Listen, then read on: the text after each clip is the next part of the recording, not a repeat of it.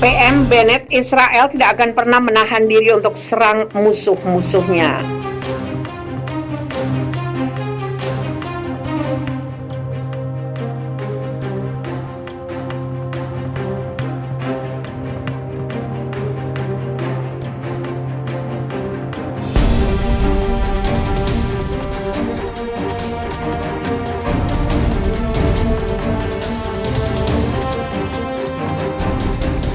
Perdana Menteri Naftali Bennett bersumpah Israel tidak akan pernah menahan diri untuk menyerang musuh-musuhnya guna membela diri jika perlu.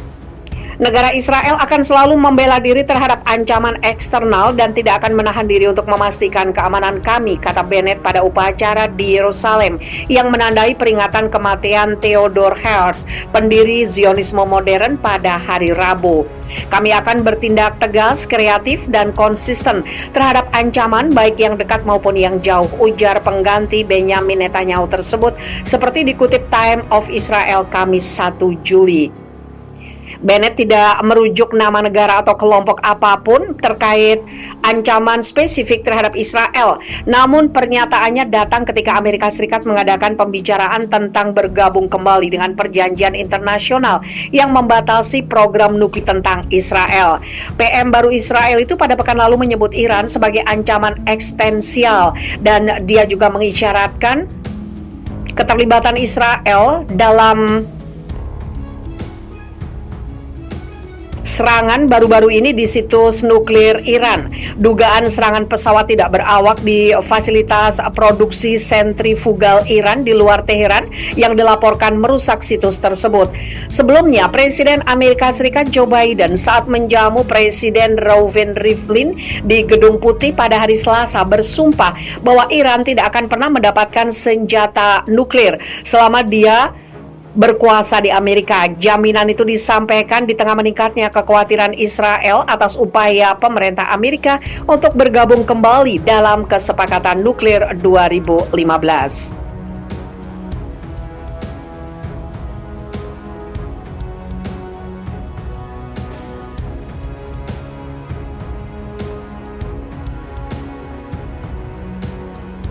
Astaga, Israel serang Gaza lagi kerahkan jet tempur.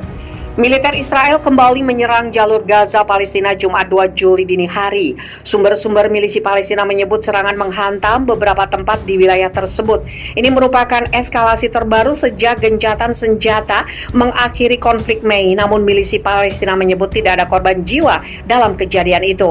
Sementara Israel kembali membenarkan penyerangannya dengan menyebut hal itu sebagai balasan balon pembakar yang dilemparkan Palestina.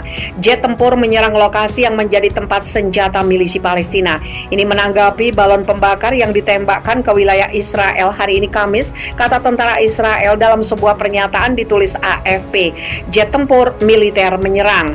Kemarin Dinas Kebakaran Israel mengatakan balon pembakar Gaza memicu kebakaran kecil di wilayah Eskul Selatan, perbatasan kedua wilayah, namun api cepat dikendalikan.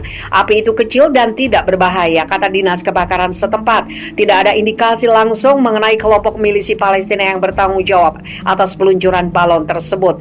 Perang terjadi antara milisi Palestina dan tentara Israel di jalur Gaza Ramadan lalu. Kedua belah pihak setuju gencatan senjata sejak 21 Mei.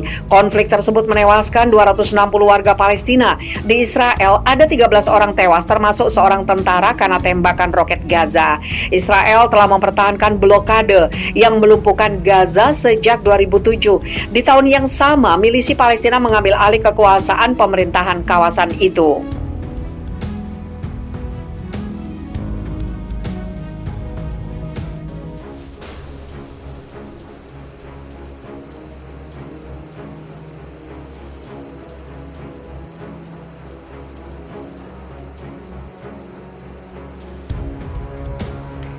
Gak manusiawi motif Menlu Israel perdalam hubungan dengan UEA usai pembantaian Gaza dipertanyakan. Menteri Luar Negeri Israel yang baru Yair Lapid berada di Uni Emirat Arab untuk membuka kedutaan di kerajaan Arab itu. Rezim tersebut mengambil langkah aliansi tingkat berikutnya hanya beberapa minggu setelah pertumpahan darah oleh Tel Aviv di Gaza.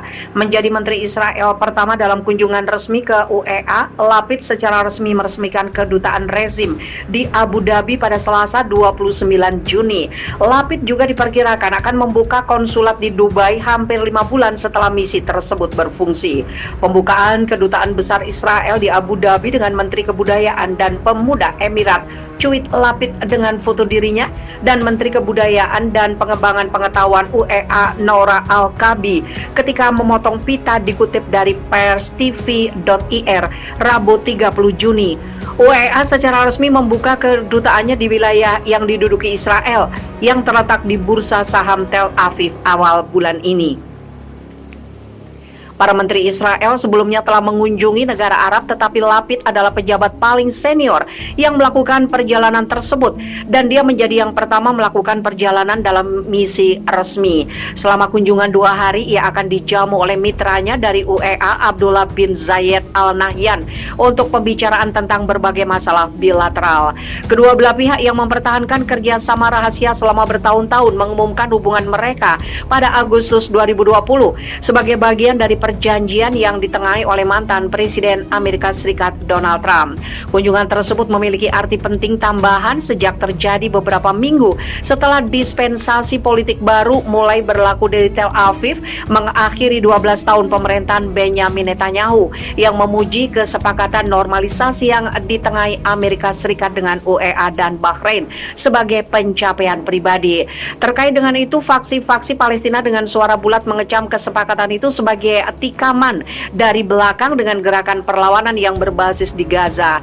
Sementara milisi Palestina menyebutnya hadiah untuk pendudukan dan kejahatan Israel, dan otoritas Palestina yang bermarkas di tepi barat yang diduduki mengecamnya sebagai pengkhianatan terhadap perjuangan Palestina. Pembantaian di Gaza pada bulan Mei tahun ini, hubungan UEA Israel menghadapi ujian lakmus pertamanya ketika rezim Israel meluncurkan kampanye pemboman baru di jalur Gaza yang terkepung menewaskan lebih dari 300 warga Palestina. Terlepas dari klaim jangka panjang mereka untuk mengadvokasi perjuangan Palestina melawan pendudukan Israel, Emirat tidak melakukan apapun untuk menghentikan pembantaian sesama warga Palestina di Gaza, apalagi meninjau kesepakatan normalisasi dengan Tel Aviv. Hanya beberapa hari setelah rezim Israel mengakui kekalahan gerakan perlawanan Palestina, diikuti oleh gencatan senjata yang difasilitasi Mesir, Israel dan UEA menandatangani perjanjian pajak untuk memfasilitasi investasi di ekonomi masing-masing dan untuk menghilangkan pajak berganda.